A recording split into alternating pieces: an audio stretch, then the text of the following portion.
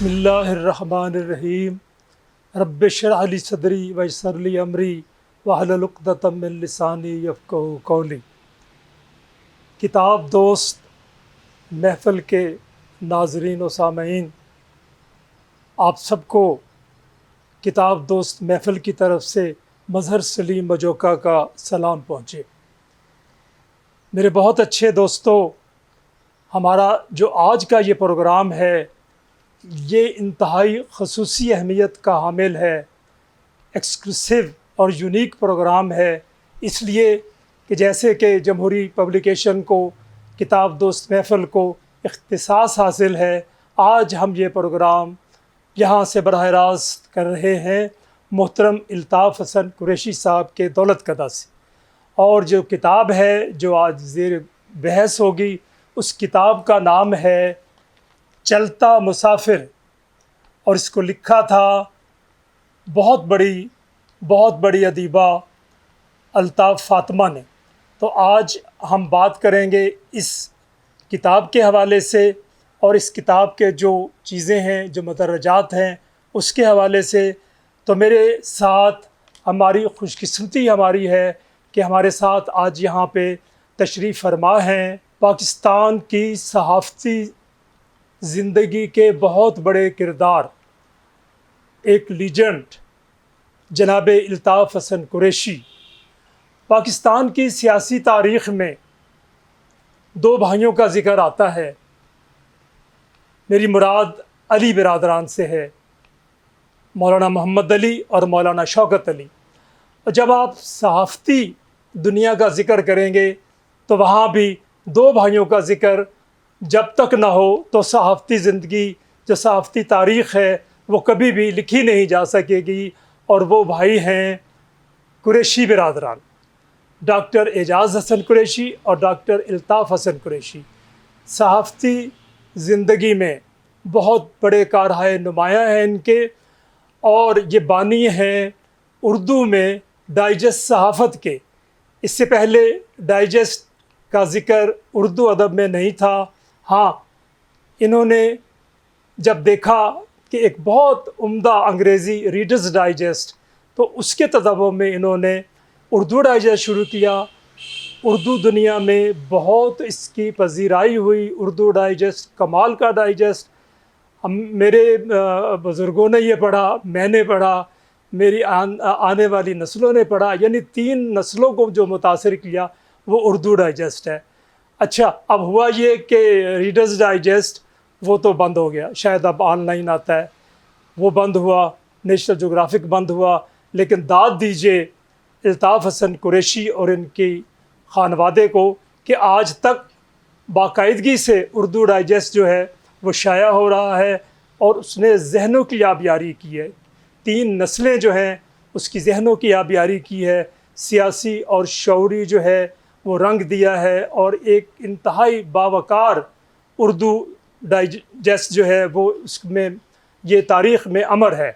تو آج ہمارے ساتھ جب موجود ہیں الطاف حسن قریشی صاحب، تو میں سب سے پہلے ان سے ہی درخواست کروں گا کہ وہ اس کتاب چلتا مسافر، اور یہ بھی میں آپ کو بتا دوں کہ پہلی کتاب جو افسانوں کی تھی وہ اردو ڈائجسٹ، مکتبہ اردو ڈائجسٹ نے ہی شائع کی الطاف فاطمہ کی۔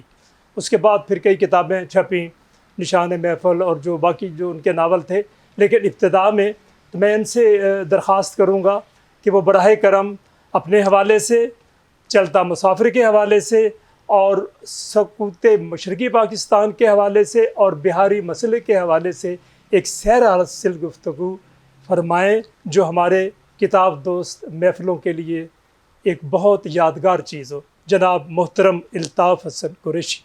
بسم اللہ الرحمن الرحیم۔ بے الطاف دوست محفل میں مجھے دعوت دینے کے لیے میں آپ کا شکر گزار ہوں، اور آپ نے جو میرے بارے میں گفتگو کی ہے اس کے لیے بھی بہت شکر گزار ہوں۔ یہ سب کچھ جو کچھ ہوا اللہ تعالیٰ کی توفیق سے ہوا۔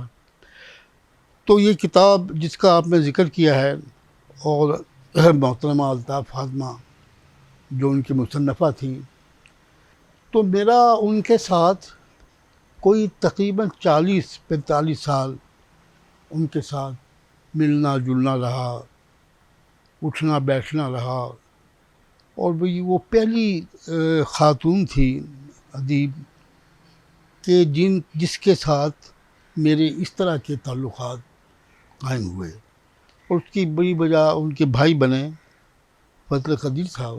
فضل قدیر، جی بالکل۔ وہ خود بہت اچھے افسانہ نگار تھے، بلکہ مجھے یاد پڑتا ہے کہ جب ہم نے اردو ڈائس نکالا تو شروع میں تو ہمارے جو ادیب تھے وہ بڑے الرجک تھے، وہ سمجھتے تھے کہ کوئی غیر ادبی پرچہ ہے جو ادب کو نقصان پہنچائے گا، لیکن آہستہ آہستہ انہیں یہ احساس ہوا کہ اس کے ذریعے تو ادب کی پرورش ہو رہی ہے، کیونکہ اس کی اشاعت اللہ تعالیٰ نے 1-2 برسوں ہی میں اتنی زیادہ کر دی تھی کہ جس کا ہم کوئی تصور نہیں کر سکتے۔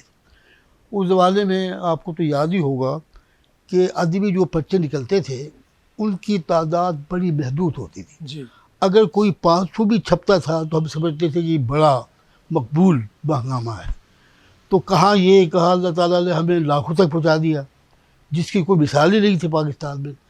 تو اس کی وجہ سے مجھے جو یاد پڑتا ہے، کیونکہ بڑی پرانی باتیں ہو گئی ہیں اور یہ حافظہ بھی اب جواب نہیں دے رہا ہے عمر کے ساتھ ساتھ، کہ ان کے بھائی فضل قدیر صاحب ہمارے اردو ڈائس تک تشریف لائے، غالباً وہ کوئی افسانہ لے کر آئے تھے، بہت اچھا افسانہ لکھتے تھے۔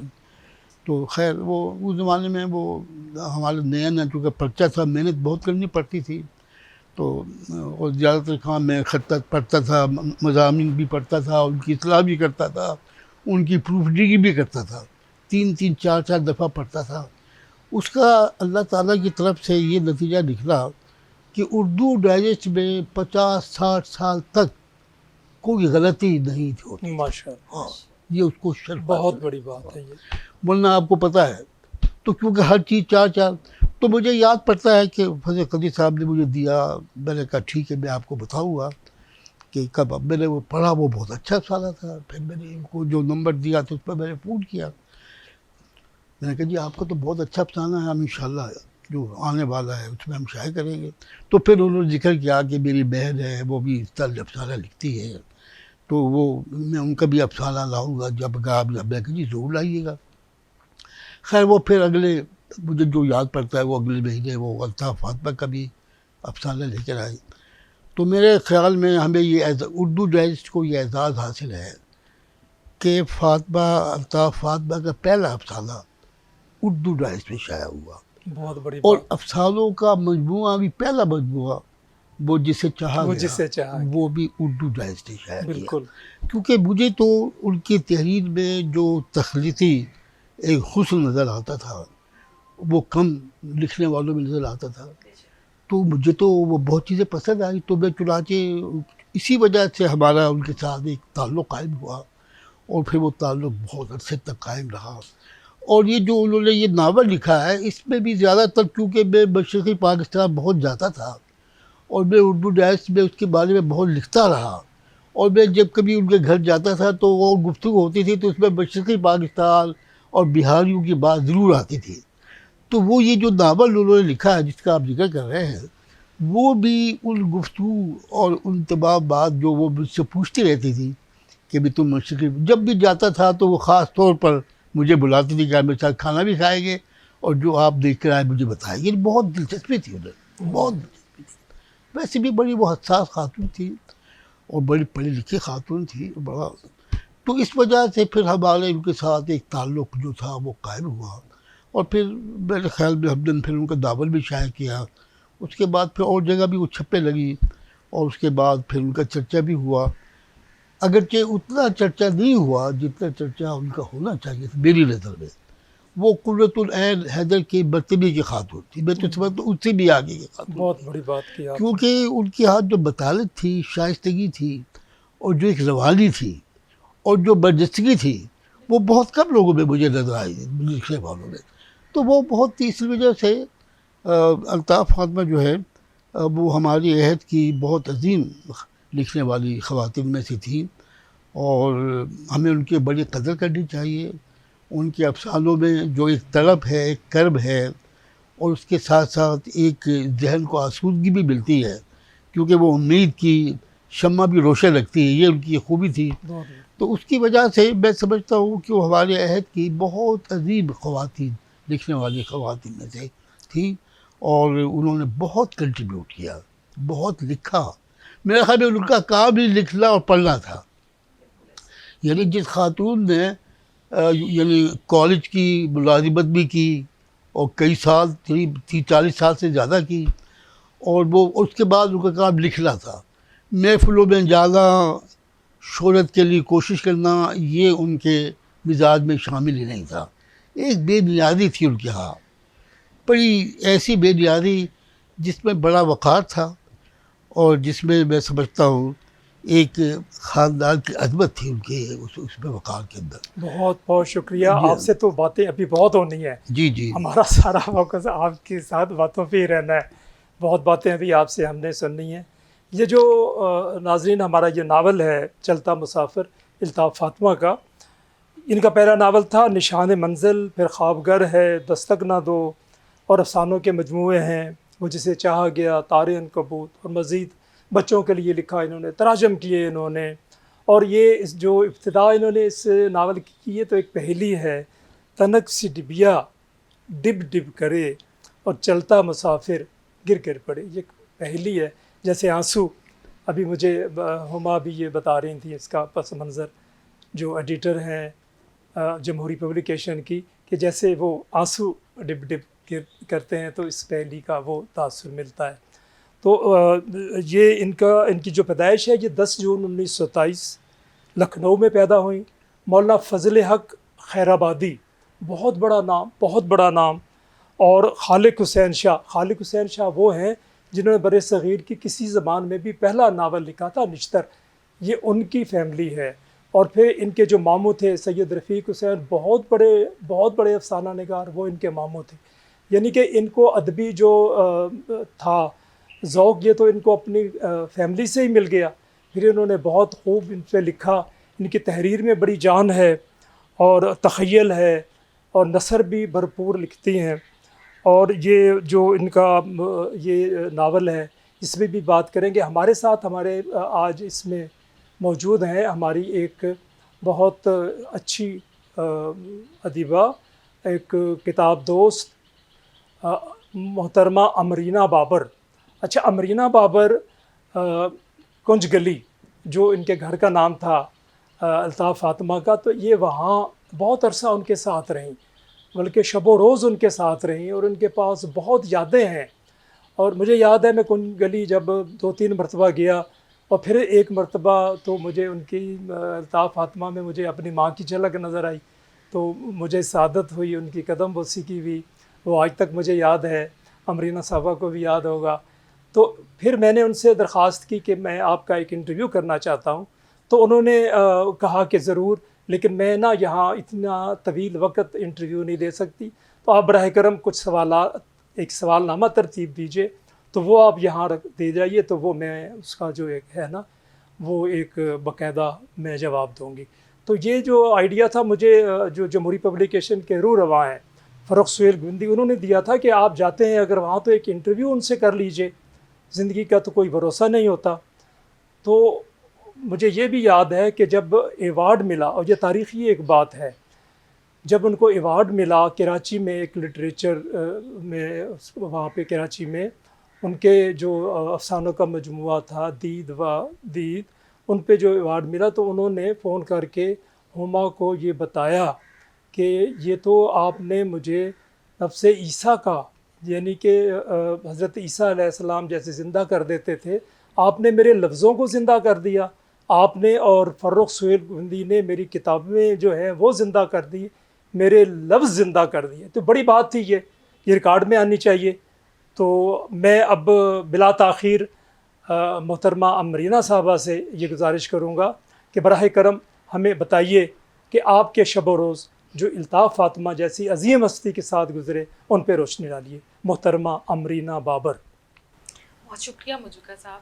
سب سے پہلے تو میں جمہوری پبلیکیشن کی تعریف کرنا چاہوں گی کہ یہ جو کتاب بینی کا سلسلہ انہوں نے شروع کیا ہے یہ بہت خوبصورت ہے، اور اس کی جو فی زمانہ ہے اس کی بڑی ضرورت ہے کہ آپ ایک کتاب لیں، ایک ناول لیں، کوئی بھی ادب کی ایک، اور اس کو آپ ہر طرح سے کھنگالیں، اس پہ گفتگو کریں، اس کے مصنف کی زندگی کے چھپے ہوئے پہلوؤں کو سامنے لائیں، اور خاص طور پہ الطاف فاطمہ کی زندگی کے پہلو تو بہت ہی چھپے ہوئے ہیں، ان کو تو بہت ہی ضرورت تھی کہ ان کو سامنے لایا جاتا، اور الطاف حسین قریشی صاحب نے، سر نے جتنی گفتگو کی ہے، بہت خوبصورت گفتگو کی سر آپ نے، اور آپ جتنا قریب سے انہیں جانتے تھے، اور ان کا وہ عہد جو ان کا خوبصورت عہد تھا وہ آپ نے دیکھا، ان کے ساتھ گزارا۔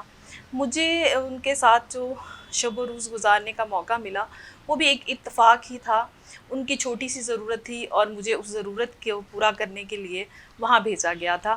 جب میں وہاں 2006 میں گئی تو ڈاکٹر حمیرہ ارشاد میری استاد محترم، لاہور یونیورسٹی کی پروفیسر، وہ وہاں پر ان کی وہ استاد تھی پروفیسر الطاف فاطمہ۔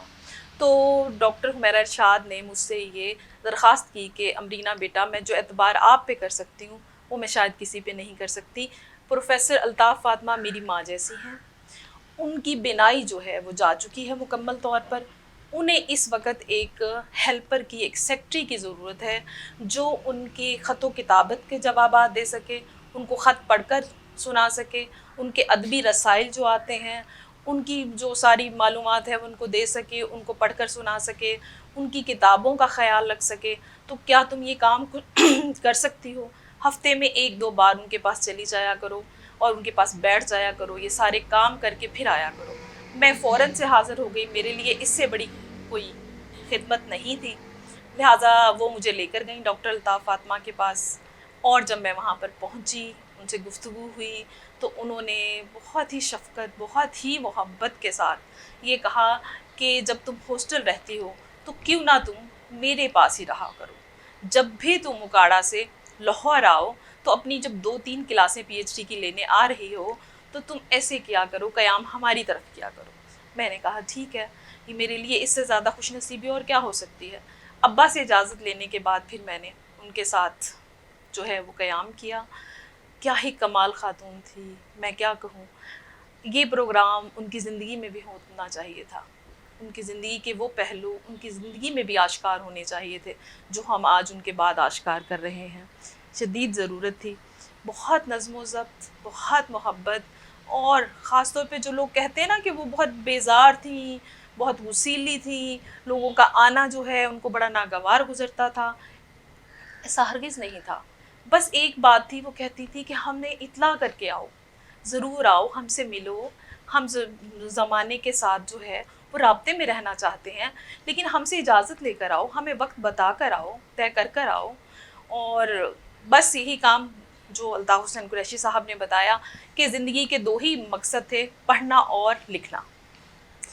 پھر جب میں ان کو خط پڑھ کر سنایا کرتی تھی، ان کے خطوط کے جوابات لکھتی تھی، اور ان کو ادبی رسائل میں جو آیا کرتے تھے وہ سارے مضامین سنایا کرتی تھی۔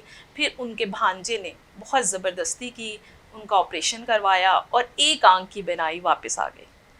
تو پھر یہ سلسلہ جو ہے ہمارا، جو پہلے اندھیرے سے شروع ہوا تھا وہ پھر روشنی میں بھی آ گیا، اور اس طرح سے پھر جو ہے آپا خود پڑھنے لکھنے لگی، لیکن میری محبت، میرا ان کے ساتھ قیام، جو رابطہ، جو تعلق تھا وہ رہا بھی۔ جی بہت شکریہ مینا، آپ سے بات پھر بھی ہوگی۔ یہ جو میں آپ کو کچھ کرداروں کے حوالے سے بتا دوں، تنہا مسافر کے جو کردار ہیں، جو بہت مشہور کردار ہیں، نصیبیہ ہے، بزلل ہے، مزمل ہے، سلسبیل ہے، مدثر ہے، حاجرہ ہے، مولوی منظور الاسلام، زہرا، شہزاد، نعیم، تو یہ بڑے بڑے کردار ہیں جو اس ناول میں آتے ہیں۔ اور ایک ذکر انہوں نے ایک مختلف جو شعر بھی وہ اس میں لکھتی ہیں، تو اس میں عطر نفیس کا کمال کا شعر انہوں نے کوٹ کیا تھا: ایک ہجر جو ہم کو لاحق ہے، ایک ہجر جو ہم کو لاحق ہے، تا دیر اسے دہرائیں کیا، ایک ہجر جو ہم کو لاحق ہے، تا دیر اسے دہرائیں کیا، وہ زہر جو دل میں اتار لیا، اب اس کے ناز اٹھائیں کیا۔ تو یہ ناول ہے، ناسٹیلجیا بھی اسے آپ کہہ سکتے ہیں۔ اس میں ایک اور بہت خوبصورت ایک پہلی ہے، وہ بھی میں آپ کو سنانا چاہوں گا کہ نہ لال باغ جاتے، نہ بالم کھیرا کھاتے، نہ لال باغ جاتے نہ بالم کھیرا کھاتے، نہ انگلی کٹتی نہ جان جاتی آئے ہائے۔ تو اب میں محترم الطاف حسن قریشی صاحب سے ملتمس ہوں کہ وہ ذرا سکوت ڈھاکہ اور بہاری مسئلہ، وہ بہاری جو بہار سے مشرقی پاکستان آئے، پھر پاکستان آئے، در بدر ٹھوکریں کھائیں، ان کو جو ان پہ ظلم ڈھائے گئے، تو سکوت ڈھاکہ کے حوالے سے، کیونکہ آئین آپ کے سامنے بنا سر، آئین کے آپ یعنی چشمدید گواہ ہیں، پاکستان کی سیاست جو ہے وہ آپ اس کے چشمدید گواہ ہیں، اور آپ کے جو اداریے ہیں وہ پوری پاکستان کی تاریخ ہے، اور وہ جو آپ کا سب سے پہلے ہم پڑھتے تھے ہم کہاں کھڑے ہیں، تو اتنی اچھی اچھی چیزیں آپ نے تحریریں لکھی۔ سکوت ڈھاکہ اور موجودہ حالت میں جو ہم نے دیکھا کہ عوامی لیگ کا وہاں تردن تختہ ہوا، حسینہ واجد جو ہے اس کو بھی نکال دیا گیا، اور وہ جو بنگالیوں میں جو سیاسی شعور ہے اور جو بہاری مسئلہ ہے، اس کے تناظر میں سر آپ تھوڑی سی تفصیل بتائیے محترم الطاف حسن صاحب۔ میں ایک زمانے میں اے کے بروہی صاحب کے ساتھ بہت ان کے ساتھ ملنا جلنا رہا۔ وہ بہت، آپ کو پتہ ہے، پاکستان کے چوٹی کے قانون کے ماہرین میں شمار ہوتا تھا، اور وہ وزیر قانون بھی رہے تھے پاکستان بننے کے بعد۔ تو وہ جب اردو ڈائس نکلا تو میں نے ان کی خدمت میں پیش کیا۔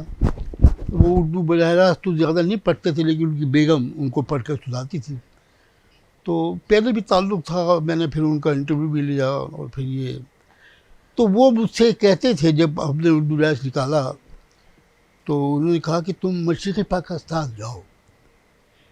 میں نے کہا جی ہمارے تو ابھی وسائل ایسے نہیں ہیں، ہم نے تو ابھی یہ ہفت روزہ یہ ماہنامہ نکالا ہے، اس کے اخراجات پر ہی ہمارا ابھی کنٹرول نہیں ہو رہا، تو جب حالات بہتر ہوں گے تو انشاءاللہ ضرور جاؤں گا۔ اسے کہ نہیں جاؤ، وہاں جانا تمہارا بہت ضروری ہے۔ تو انہوں نے کہا اس کے اخراجات میں برداشت کروں گا، آپ جائیں۔ اچھا، ہاں، انہوں نے یہ چنانچہ جی میں ان کے اصرار پر اور ان کے بار بار، اور اردو ڈائس میں جو کہ مصوبت بڑی تھی، ایک پرچہ نئے انداز کا نکلا تھا، اس کی ذمہ داری بہت تھی، تو میرا لاہور سے باہر جانا بہت مشکل تھا۔ لیکن خیر میں نے پھر پہلی بار 1964 میں مشرقی پاکستان جانے کا پروگرام بنایا، اور میں گیا، اور وہاں سے آنے کے بعد جو میں نے مضمون لکھا اس کا عنوان تھا میرا ڈھاکہ۔ میرا ڈھاکہ، واہ۔ تو اس میں نے جو کچھ وہاں دیکھا، جو کچھ چیزیں وہاں لوگ زیر بحث لا رہے تھے، جو ایک ان میں اضطراب پایا جاتا تھا، اس کا میں نے اس پہ ذکر کیا۔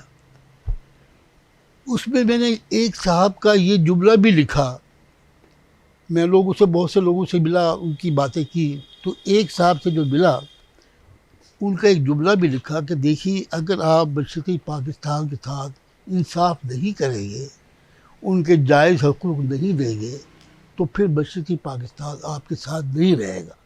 یہ سن 64 میں پہلا جو مضمون لکھا مشرقی پاکستان پر، اس میں یہ جملہ بھی ہے۔ یہ تو بڑی دور اندیشی کی بات تھی یار۔ خیر اس کے بعد پھر میں وہ ایسا جانے کے بعد، وہ مشرقی پاکستان جانے کے بعد، اس مٹی میں کیا خوبی تھی یا ان لوگوں میں کیا محبت کی کشش تھی کہ پھر میں سال میں دو تین دفعہ جانے لگا۔ حالانکہ ہمارے مغربی پاکستان سے کوئی صحافی مشرقی پاکستان میں زیادہ کوئی گیا بھی تو 2-4 دن کے لیے کوئی کانفرنس ہوئی، کوئی میٹنگ ہوئی، لیکن وہاں کا دیکھنے کے لیے، وہاں کے لوگوں سے ملنے کے لیے کوئی صحافی نہیں گیا۔ میں سال میں 2 بعض اوقات تو میں 4 دفعہ جاتا رہا، کیونکہ وہاں کے مسائل پر جو آپ کی نگاہ پڑتی تھی اور وہ نظر آتا تھا کیا صورتحال بنتی جا رہی ہے، تو وہ تقاضا کرتا تھا کہ آپ اس کو اور اس کو دیکھیں، اس کی گہرائی میں جائیں، ان کی جو آپ کر سکتے ہیں دل جوئی کریں، آپس میں دونوں میں جو نفرتیں یا دوریاں پیدا ہو رہی ہیں ان کو دور کرنے کے لیے جو آپ کر سکتے ہیں۔ خیر اس کے بعد یہ ہوا کہ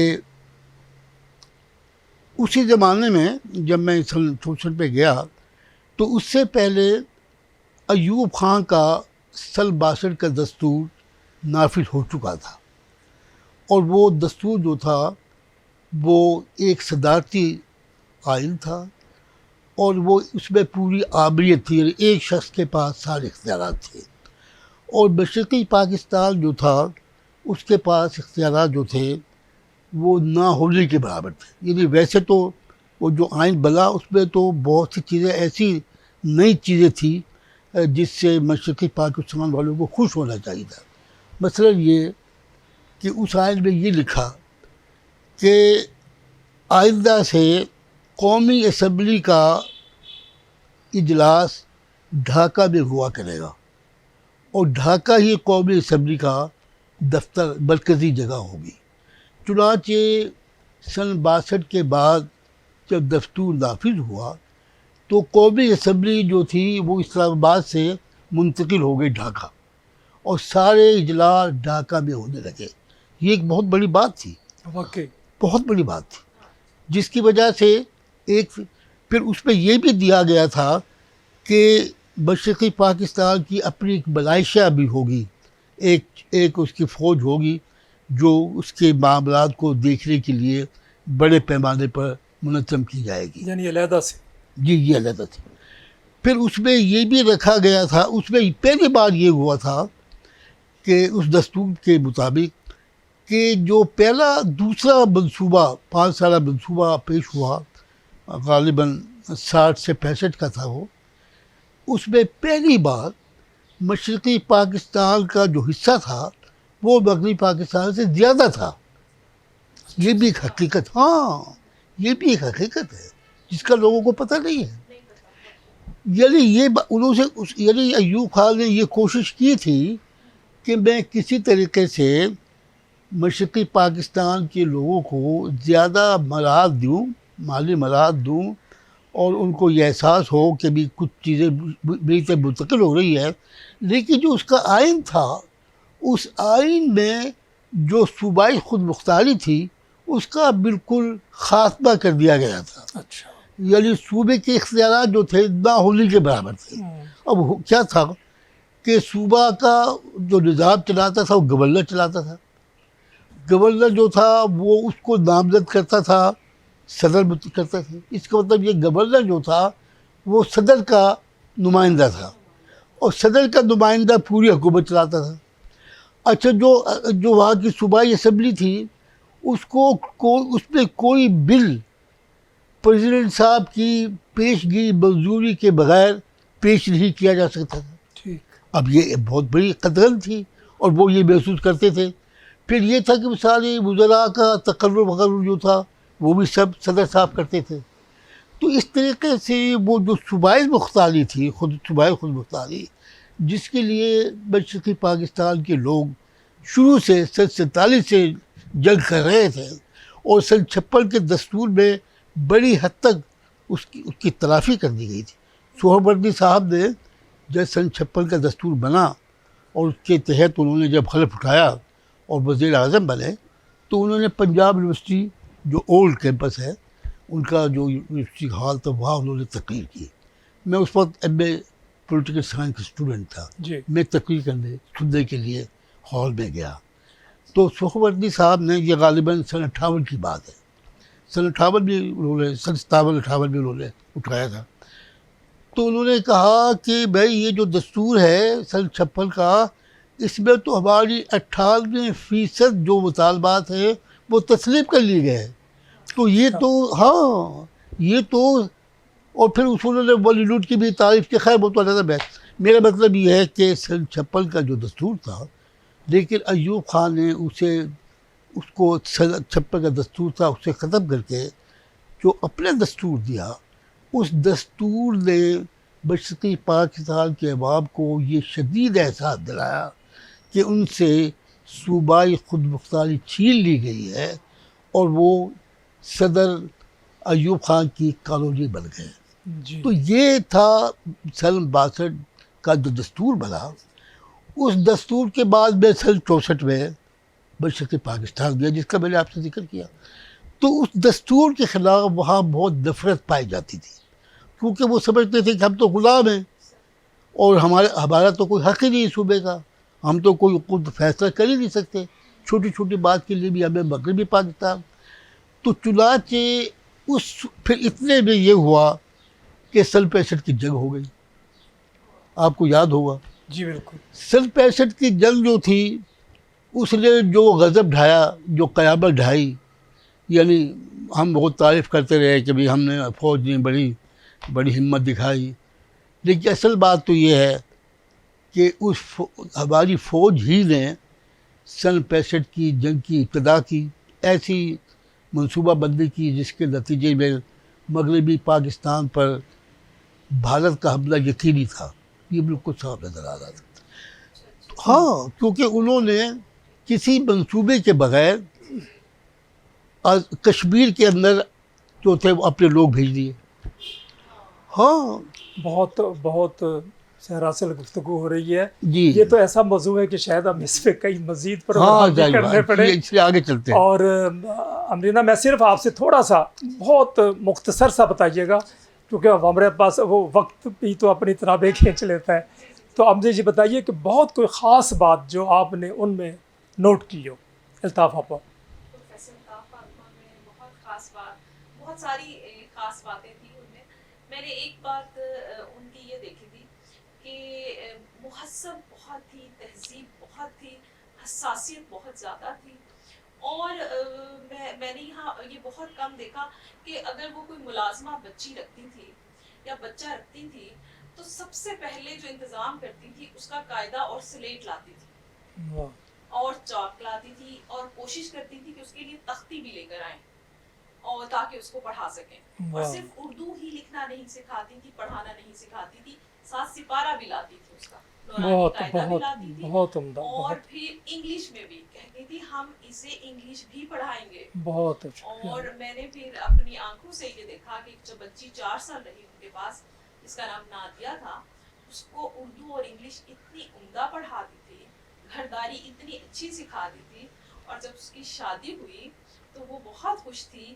کہ آپا میں تو اب ایک بڑی سلیقہ مند خاتون جو ہے بہت اچھا، بہت اچھا۔ دیکھیں نا آپ ایسے لوگ کہاں رہے، وہ رول ماڈل تھے وہ لوگ۔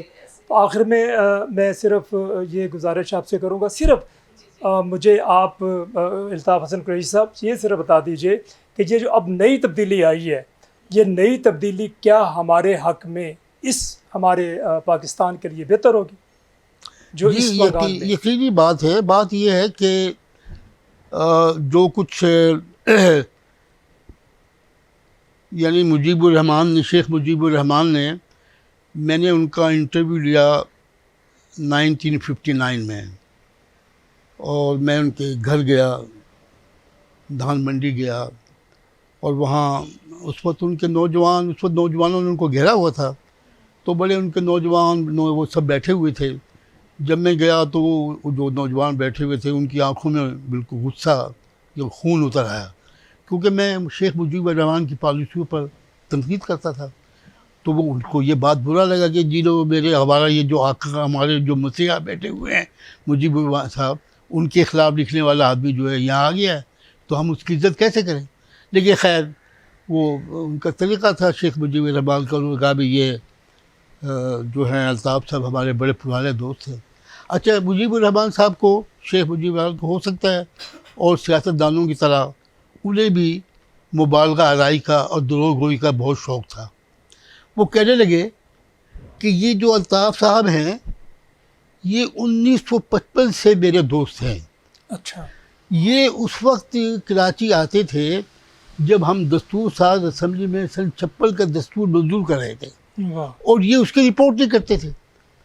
اب یہ اتنا جھوٹ تھا کہ میں تو پہلی بار جو گیا ہوں کراچی میں، وہ میں تو 1958 میں گیا جب وہ ماشاء اللہ لگ گیا تھا۔ آپ کے سامنے ہی بولا جا رہا ہے، جھوٹ بالکل، اور میں تو اس پر صحافی بھی نہیں تھا، میں تو اس پر پڑھ رہا تھا، ملازمت کر رہا تھا۔ خیر انہوں نے اس پر روب ڈالنے کے لیے کہ یہ بہت بڑا صحافی ہے، اور میرا اس سے تعلق سن 55 سے ہے، اور جب ہم سن 56 کا دستور منظور کروا رہے تھے یہ آتے تھے اور اس کی رپورٹنگ کرتے تھے، اور میری اور شعیب الدین صاحب کی بہت تعریف کرتے تھے۔ یعنی یہ اب انہوں نے ان کو شاید یہ بتانے کے لیے کہ بھئی یہ کس طرح کے آدمی ہے. خیر میں نے ان کا انٹرویو لیا. ان کا انٹرویو خط بڑا طویل تھا. اس ایک انٹرویو میں وہ جو تھی اس انٹرویو میں جو سہروردی کی بیٹی تھی وہ اور ان کے شوہر سلمان صاحب یہ دونوں بھی انٹرویو میں آ کے بیٹھ گئے کیونکہ یہ ان کے گھر پہ کراچی سے آئے ہوئے تھے اور یہ شیخ مجیب الرحمان کے گھر پر ٹھہرے ہوئے تھے. تو جب انہوں نے مجھے انٹرویو لیتے ہوئے دیکھا تو وہ بھی آ کے بیٹھ گئے. اچھا وہاں بحث چل شروع ہو گئی دو باتوں کی. ایک تو یہ اس نے کہا سلمان نے کہا کہ جو آپ یہ بات کہہ رہے ہیں کہ مرکز کو ٹیکس لگانے کے اختیار نہیں ہونا چاہیے یہ دنیا میں کہیں نہیں ہے. کوئی مرکز جو ہے وہ ٹیکس کے لگانے کی بات اس پاس اختیارات نہ ہو تو وہ مرکز قائم رہ نہیں سکتا. تو آپ یہ کیا اس پہ جو 6 نکات تھے اس میں ایک یہ بات بھی کہی گئی تھی کہ جو ہے مرکز کو ٹیکس لگانے کا اختیار نہیں ہوگا. ٹیکس صوبے لگائیں گے اور مرکز کی ضرورت پورا کرنے کے لیے وہ مرکز کو پیسے دیا کریں گے. یہ اس کا ایک پوائنٹ یہ تھا. تو اس پر مجیب الرحمان کی اور ان کے درمیان بحث چل گئی. انہوں نے کہا جی آپ یہ کیا فضول بات کر رہے ہیں مجیب صاحب, یہ تو آپ چاہتے ہیں کہ مرکز بنے ہی نہ. خیر ایک دوسرا اور تھا جس پر میں نے ان کو بڑی مشکل سے لایا مجیب الرحمان کو گفتگو کرتے ہوئے. تو وہ اس بات پر راضی ہو گئے کہ اگر سن 56 کا دستور بحال کر دیا جائے اور ہمیں اس میں یعنی کثرت رائے سے اس میں تبدیلی کرنے کا اختیار دے دیا جائے تو ہمیں وہ منظور ہوگا. تو یہ بہت بڑی بات تھی کیونکہ اس وقت لوگ ہم یہ سمجھ رہے تھے کہ نیا آئین کے بجائے اگر سن 56 کا دستور بحال ہو جائے تو ہمارے بہت سے مسائل حل ہو جائیں گے. بڑی بہت بہت شکریہ سر. آپ تو انسائکلوپیڈیا ہے پاکستان کے حوالے سے اور آپ کا جو سینہ ہے وہ رازوں کا خزینہ ہے. لیکن اب میں کیا کروں, کتاب دوست محفل کے دوستوں, ساتھیوں, ناظرین, ہمارا آج کا جو وقت ہے وہ اب اختتام کو پہنچا. یہ جو ہمارا ناول ہے چلتا مسافر, براہ کرم اسے پڑھیے. اور جمہوری پبلیکیشن جو کتابوں کے دنیا کے حوالے سے ایک بہت بڑا نام ہے, جس کے روح رواں جناب فرخ سہیل گوندی ہیں, سیاح ہیں, دشت گرد ہیں, اب بھی آپ کے لیے ایک نئی کتاب کا مواد اکٹھا کرنے کے لیے بیرون ملک میں ہیں. تو ان کے طرف سے بھی آپ سب کو سلام و دعا. ہمارا آج کا جو یہ پروگرام ہے یہ اختتام پذیر ہوتا ہے. میں شکر گزار ہوں اپنے عہد کے ایک بہت بڑے انسان جناب الطاف حسن قریشی کا. میں شکر گزار ہوں امبرینا بابر صاحبہ کا, اور آپ سب دوستوں کا شکریہ. سلامت رہیے, خوش رہیے. اللہ حافظ.